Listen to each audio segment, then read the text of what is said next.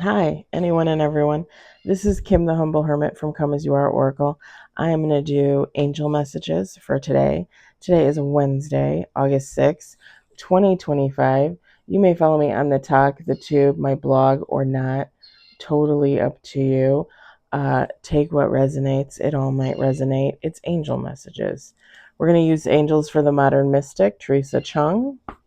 I pulled a few cards from there. We've got Angel Tarot cards, Doreen Virtue, Radley Valentine.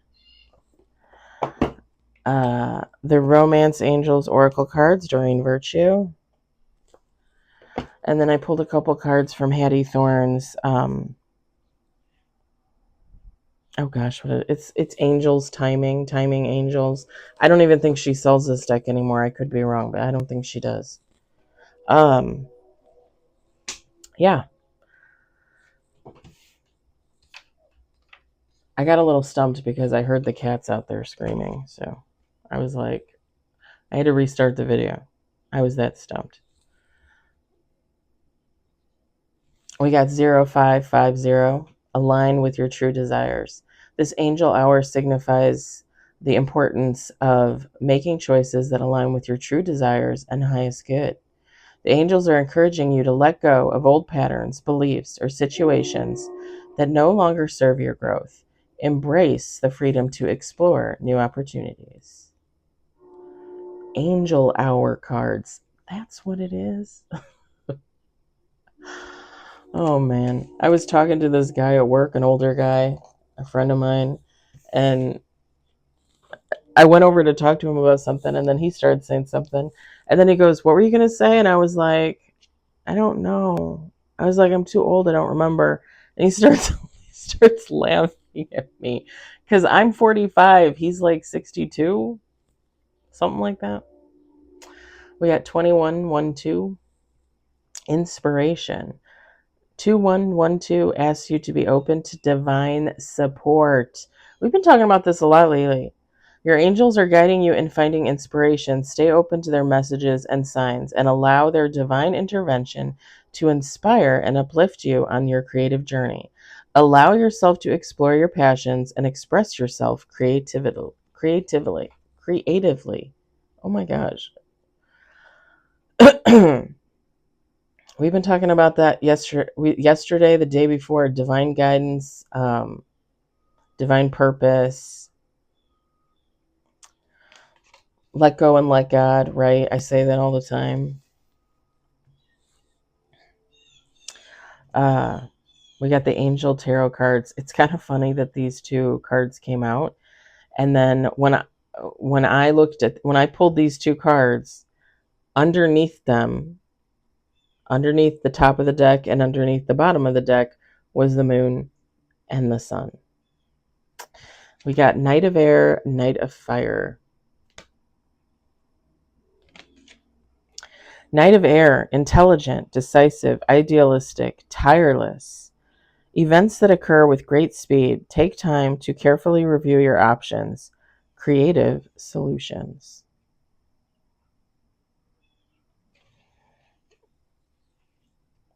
The Knight of Air, passionate, adventurous, self-assured, restless. A sudden event that needs immediate attention. Time is of the essence. Think things through carefully.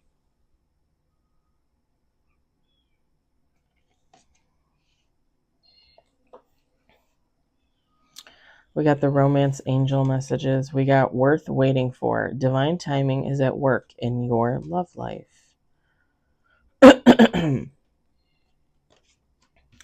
Love yourself first. Your self-respect makes you more romantically attractive.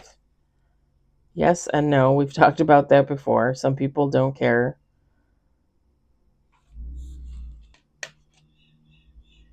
And if you guys don't know if you don't get the gist of this card, your self-respect makes you more romantically attractive. Self-respect meaning, like, if you're not in a relationship, maybe you're celibate, you don't really date around, you don't sleep around, you take care of yourself, you respect yourself as a person, as a human. And the idea is that someone will come along and love that about you, right? Love your boundaries.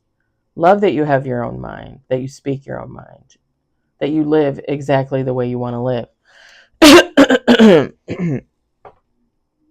Unfortunately, we know that that is not always the case. I have many, many, many, many men, especially, who look at the way I live my life and they are, or they say they are impressed by it, but then they will literally try and break you down. Literally try and break me down and try to get me to change my mind. The guy that swung back around in February did it. There's a guy at work that I've talked about before, that I went out on the date with last year that tried to interview me for a wife position. He asked me to go to a concert at the end of this month as a friend. He has made so many sexist, misogynistic comments to me in the past. Like, even though I would really like to go to this concert, I think I'm going to say no. Because he comes off as a very nice, sweet guy. And he even said on my Facebook like 2 weeks ago, oh, women don't want the nice guys. Honey, you're not a nice guy. You're not a nice guy. Everybody thinks that the nice guy is the one that isn't outwardly misogynistic, narcissistic, sexist, right? But if you're someone that's healing, if you're someone that is enlightened, you're going to see right through a facade. Like, I see right through his facade. I think I told you guys the week of 4th of July, I volunteered to work the 4th of July, which is a Saturday or a Friday. And then I was off Saturday and Sunday, but they did offer overtime that whole weekend. And he caught me in the break room and he's like, oh, you're working this weekend? And I'm like, no. And I didn't tell him I was working the 4th. I said, no. And he goes, oh, I think you should really work. You know, there's a lot of money there. And I'm thinking to myself, like, you gamble. Like, you literally gamble every day. You do off-track betting. You gamble on stupid stuff at work, pools at work. You drink a lot. You waste a lot of time. You don't exercise. You don't take care of yourself. You're 800 pounds. Probably more like 500 pounds, but still. I'm like, you don't even try at life. And you're telling me that I should be working the weekend because it's good money? I felt like I felt like that was a precursor to what a relationship with him would be like. And I already went through that with my ex-husband. You know what I'm saying? Like, I already was the workhorse. I was working 70-hour weeks while my ex-husband wasn't even doing 40. Yeah, I'm not taking care of a man. And I literally said that to him on my Facebook page 2 weeks ago when he pulled the BS about, oh, women don't want a good man. And I literally said, what do you define a good man as? What do you define a nice guy as? Because he's not. He's just not. And if he's watching this right now, I don't care.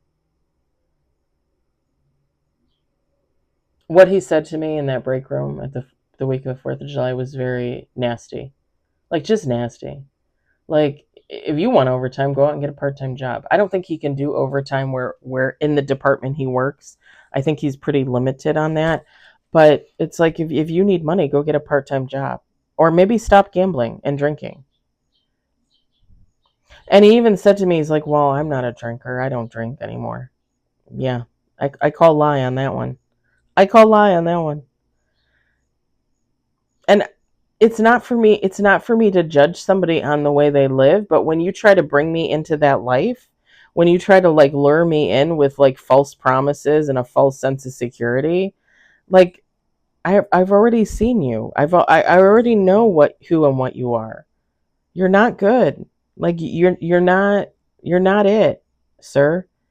Why would I would not have anything to do with you?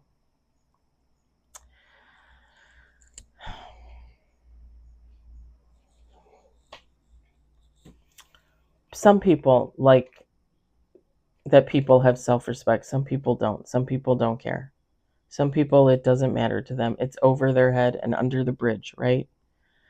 Free yourself. It's time to take back control of your life. Just continue to take care of yourself. If you let go and let God, if you're waiting for love, then wait for love.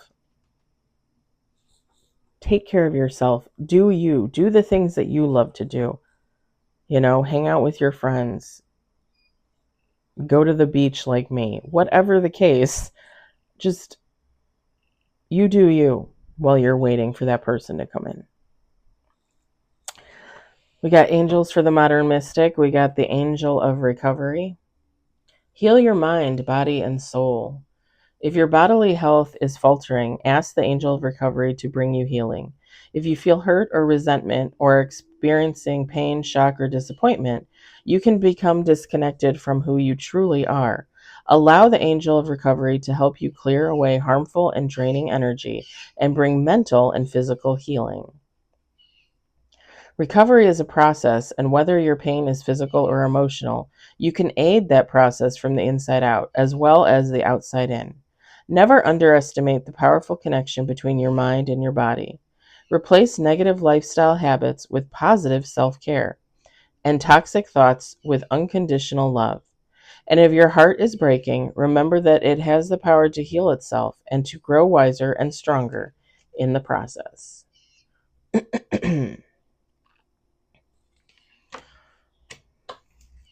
We've got the angel of comfort.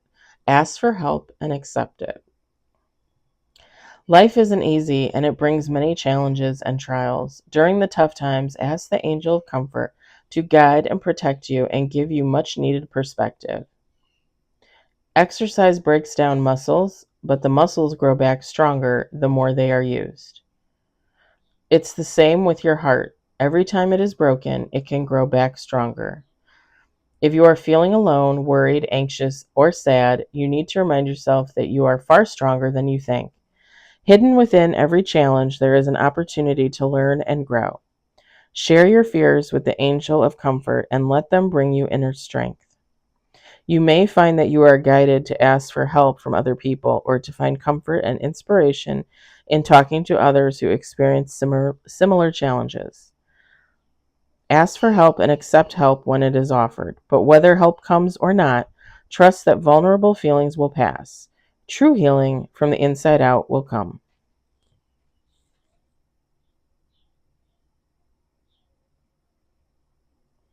It kind of came up in the cat messages. I just posted a cat oracle to YouTube. About somebody like hiding away, hermiting, taking care of themselves and waiting for some type of storm to pass. The Mercury card came out in the cat reading, Mercury retrograde. So recovery, comfort. If you need to take care of yourself at this time, if you're trying to stay out of the fray, if you will, continue to do so. Continue to do so. Mercury retrograde will be up. I think it's August 11th is like the last day. So somewhere around there, the tide will shift, right? Things will start to change. So hold on tight. I hope the messages resonate for you. I hope you enjoyed them. I hope, if anything, you were entertained. And I'll talk to you later.